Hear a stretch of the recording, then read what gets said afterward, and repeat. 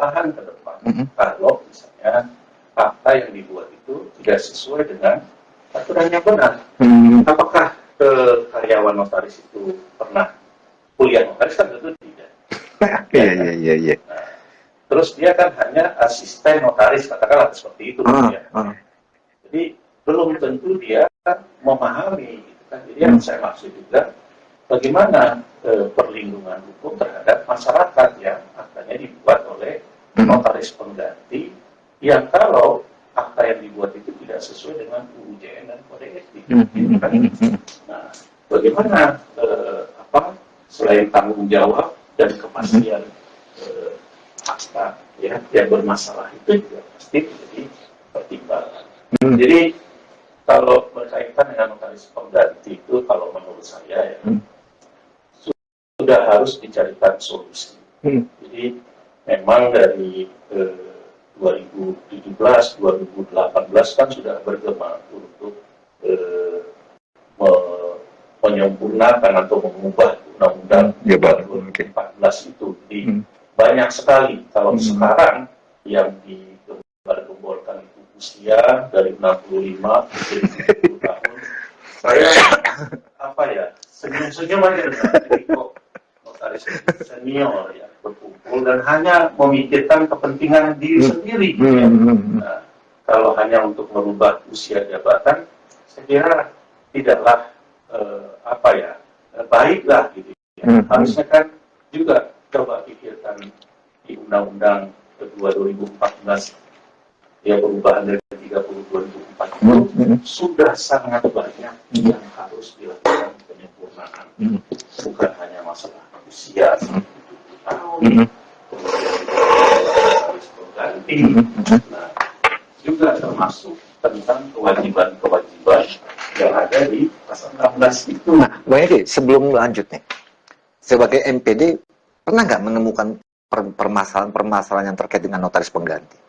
Ada, tapi kan saya tidak boleh. Contoh kasus. Bolehlah contoh kasus, dalam artian ini kan menariknya gini. Untuk menjadi seorang notaris, yang saya Anggros TV tahu ya, itu kan perjalanannya panjang. S1, MKN 2,5 tahun minimal. Kemudian magang 2 tahun di notaris. Magang bersama 2 tahun lagi. Belum lagi dia harus ikut seminar-seminar karena tanda petik maaf ada poin untuk pengangkatan. Ya kan gitu. Perjalanannya panjang bertahun-tahun untuk menjadi seorang notaris. Tapi menariknya di UJN sangat singkat dan mudah untuk menjadi seorang notaris.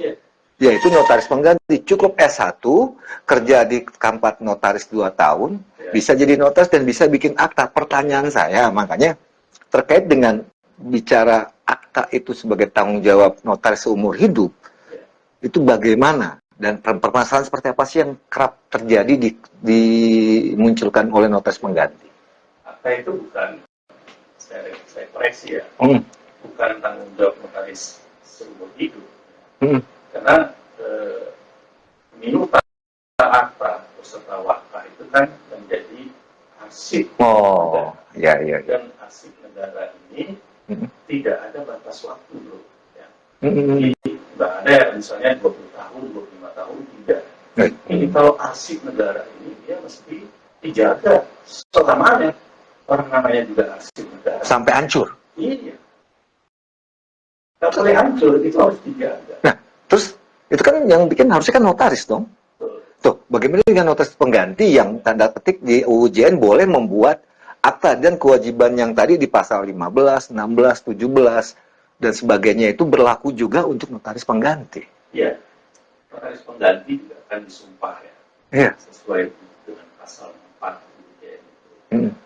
Dia juga bersumpah menjaga kerahasiaan dan patuh dengan aturan perundang-undangan dan seterusnya, kode etik gitu ya. Nah, tetapi notaris pengganti ini kan dia bukan notaris.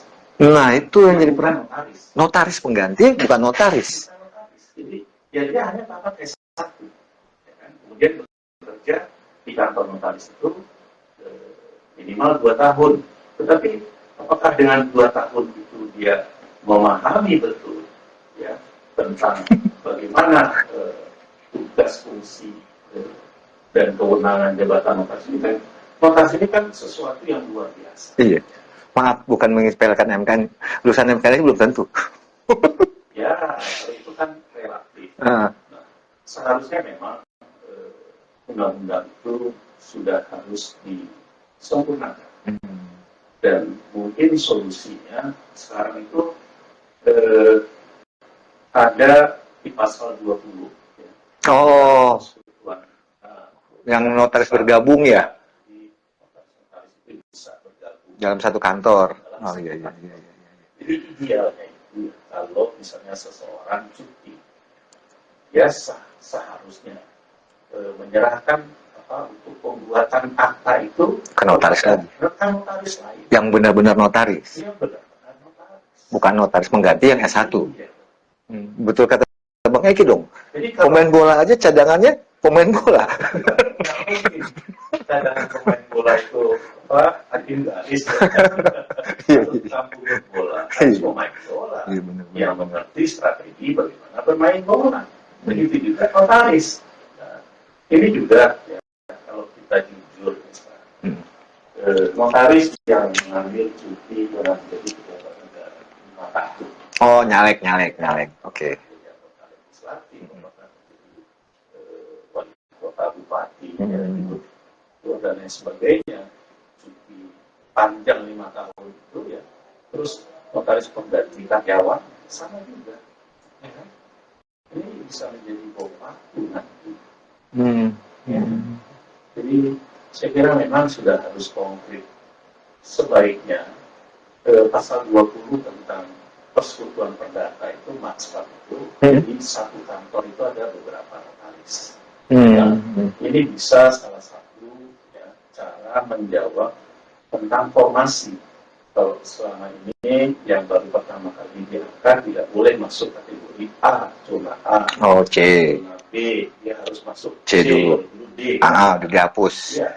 Nah, kenapa harus masuk zona C? Misalnya seseorang yang tinggalnya itu di Banten ya, atau tinggalnya itu di kota Bekasi.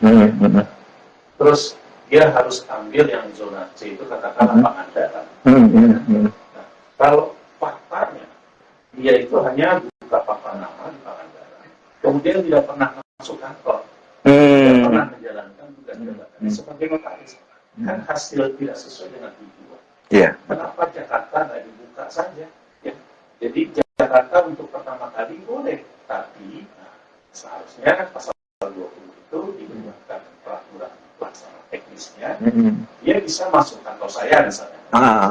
Kantor saya ini bisa menerima sampai dengan 15 orang atau 10 orang. Ya. Magang gitu? Ya, bukan persekutuan perdata. Oh, pasal 20. Ya. Oke. Jadi notaris itu tidak harus dia ke Pangandaran dulu, dia bisa masuk ke notaris Jakarta. Kan kalau Jakarta ini kan harus dari C, B, baru ke A. Panjang. 3 tahun. 3 tahun. Plus, ada plus apa? Ini bisa menjawab juga untuk notaris pengganti. Notaris pengganti, kalau misalnya itu dalam tanda kutip gitu ya, untuk menyiasati supaya rezeki tidak kemana-mana gitu kan. Saya kira hasil akhir juga kita perlu pertimbangkan. Apakah akta-akta yang dibuat oleh notaris pengganti ini, terus dia dalam menjalankan jabatan sudah sesuai dengan UJN atau kode etik atau tidak, gitu kan. Nah, terus ini juga berkaitan dengan NPD.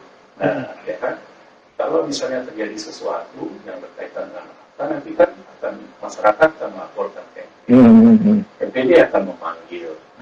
Notaris penggantinya ternyata sudah berhenti dari 2-3 tahun yang lalu. Ini kan menjadi masalah juga. Nggak tahu kemana.